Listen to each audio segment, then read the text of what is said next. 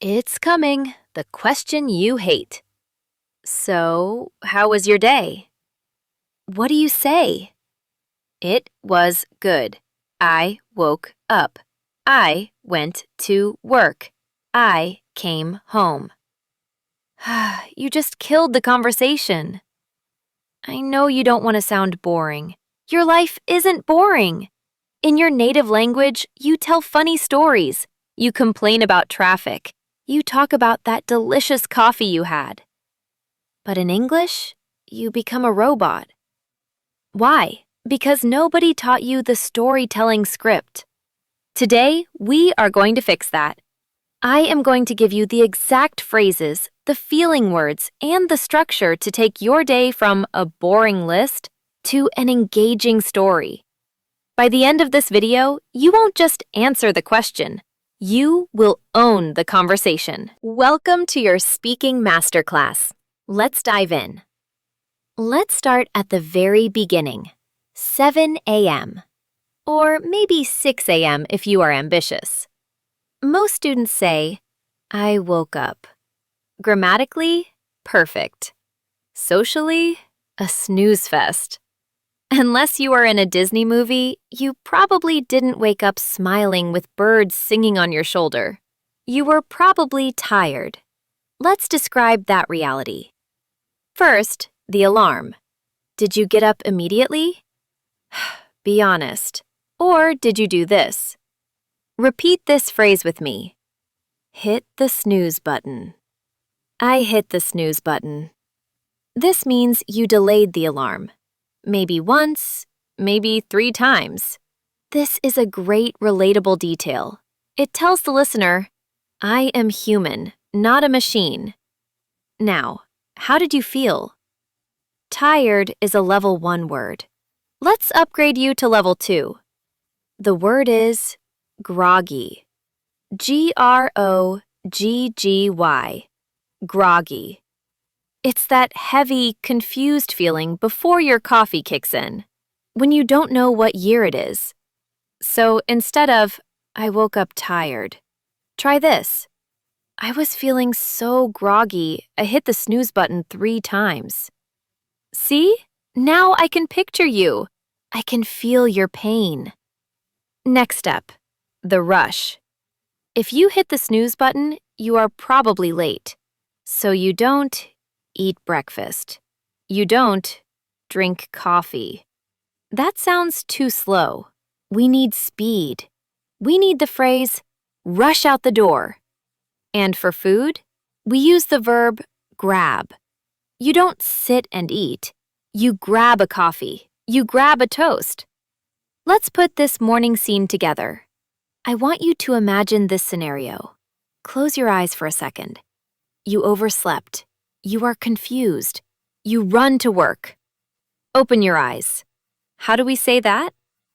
Honestly, I overslept. I was totally groggy, so I just grabbed a coffee and rushed out the door. Now, I want you to say that out loud. I'm serious. I'll give you 3 seconds. Go. Good. Did you feel the energy in that sentence? Rushed out. It has movement. That is what we want. Okay, you are out of the house. Now you are moving. The bus, the train, the car. This is usually the boring part of the story. I took the bus. I drove my car. Who cares? Everyone takes the bus. Everyone drives. To make this interesting, you need to describe the atmosphere. Was it stressful? Was it peaceful? Let's talk about the enemy of happiness. Traffic. Don't say, there was a lot of traffic. Say, we were stuck in traffic. Stuck. Like glue. You cannot move. If it is really bad, if the cars are touching, we use a specific idiom. Bumper to bumper. The traffic was bumper to bumper. It paints a terrifying picture, doesn't it? Now, what if you are on the train or bus, and there are too many people? You are squished against the door. The word is not full. The word is packed. like sardines in a can. The train was packed. But here is the secret sauce, the magic ingredient that takes you from A2 to B2. Feeling linkers. A linker is a word that connects two ideas. A feeling linker tells me your emotion before you tell me the news. Compare these two sentences. Sentence A. The train was packed. Fact. Sentence B. Unfortunately, the train was packed. Fact plus emotion. When you use unfortunately, you are signaling to the listener, hey, I did not like this. It builds a connection. Let's learn 3 key feeling linkers. Number 1, unfortunately, for bad things. Unfortunately, I was stuck in traffic. Number 2, luckily, for good things. Luckily, I found a seat. Luckily, I had my headphones. Number 3, surprisingly, for unexpected things. Surprisingly, the roads were empty. Do you see how these words act like signposts?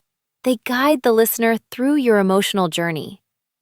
Let's try a practice drill. I will give you a situation. You choose the linker. Situation. You are late, but the bus arrives instantly. Do you say unfortunately or luckily? Luckily. I was late, but luckily the bus came right away. Situation. You get on the bus and the air conditioning is broken on a hot day. Unfortunately or surprisingly? Unfortunately. Unfortunately, it was hot as hell in there. See, you are telling a story now, not just reading a schedule. You have arrived. You are at work. You are at university. The main event. This is where the conversation usually dies. How was work? It was busy. Oh, okay. Busy is a fine word, but it's boring. Let's learn some stronger alternatives to spice up your description. Alternative number 1, hectic. Hectic. Hectic doesn't just mean you had work. It means things were moving fast. Phones ringing, people asking questions, multitasking. It was a hectic morning. Alternative number 2, swamped. This is my favorite image. Imagine a swamp, deep, muddy water. You are stuck in it up to your neck. That is how you feel when you have too many emails. I was totally swamped today. Alternative number 3, dragged on. This is a phrasal verb. We use this when time feels slow. You look at the clock, 2 p.m. You work for 3 hours. You look at the clock again, 2:05 p.m. The afternoon really dragged on. Now, I want to teach you a technique called the highlight and the lowlight. When someone asks about your day, don't give a list of tasks. Nobody cares that you wrote a report. Nobody cares that you had a meeting. They care about the best thing, highlight, or the worst thing, lowlight. Pick one. Example of a lowlight. Work was crazy. My computer crashed right before the deadline. It was a nightmare. Notice the word nightmare? Great exaggeration. Example of a highlight. Work was okay, but the highlight was lunch. We tried that new burger place. By focusing on one specific event, you open the door for conversation. If you mention the computer crash, I can ask, "Oh no, did you save the file?" If you mention the burger, I can ask, "Was it good?" If you just say, "I worked," I can't ask anything. So, here is your mini challenge. Think about your day today, or yesterday. What was one highlight, or one lowlight? Frame it in your mind. The highlight was, the lowlight was. Keep that in your pocket. It's a conversation saver. Finally, the day is over. You are free. We need to signal the end of the stress. First, let's leave work. We don't just leave, we Clock out. Even if you don't have a physical card to punch, clocking out is a state of mind. I clocked out at 5 p.m. sharp. How do you feel? You're not just tired. You are drained, like a battery at 1%. I was completely drained. So, what do you do when you are drained? You go home. And you? Do you relax? Yes, but the native phrase is wind down. And how do we wind down in the modern world? We usually watch Netflix, right?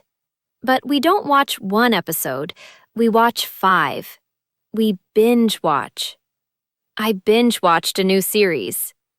Or, if you are really, really lazy, and it's okay to be lazy, we use the slang phrase veg out.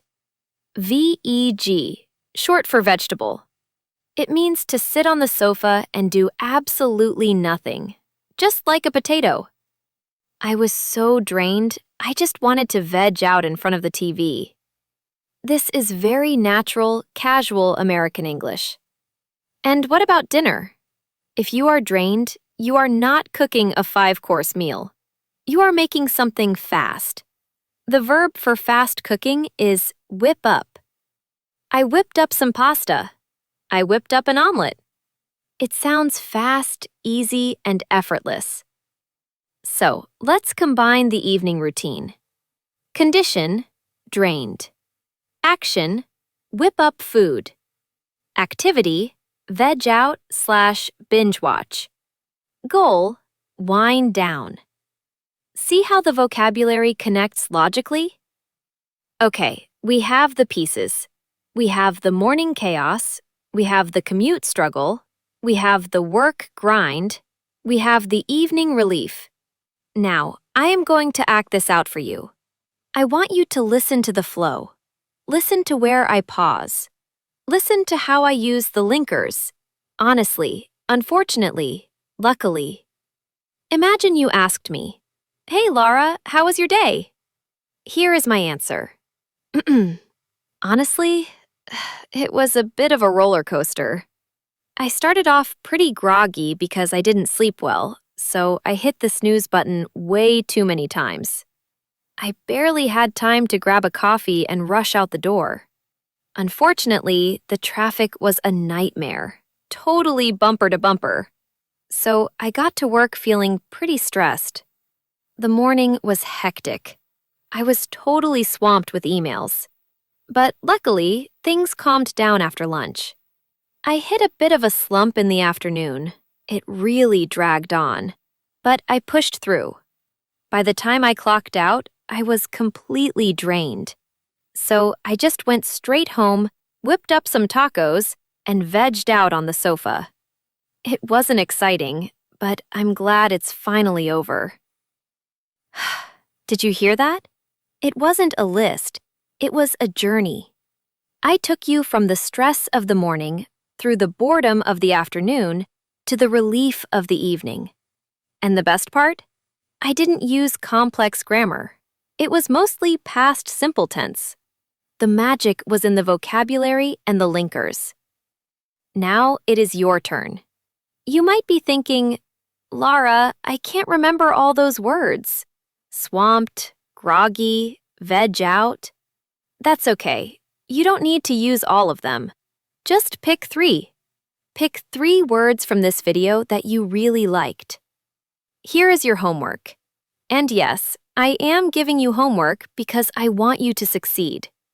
Tonight, before you go to sleep, or right now after this video ends, I want you to record yourself on your phone. Describe your day. Don't write it down first. Just speak. Try to use those 3 words. Try to use one linker like unfortunately or luckily. Listen to the recording. Does it sound like a robot? Or does it sound like a human? The more you practice this story script, the more natural it will become. And the next time someone asks, "How was your day?" you won't panic. You'll smile and you'll say, "Well, honestly, it was pretty hectic." If you found this helpful, please hit that like button. It helps me know what kind of lessons you need. And tell me in the comments, what is one word that describes your day today? Was it hectic?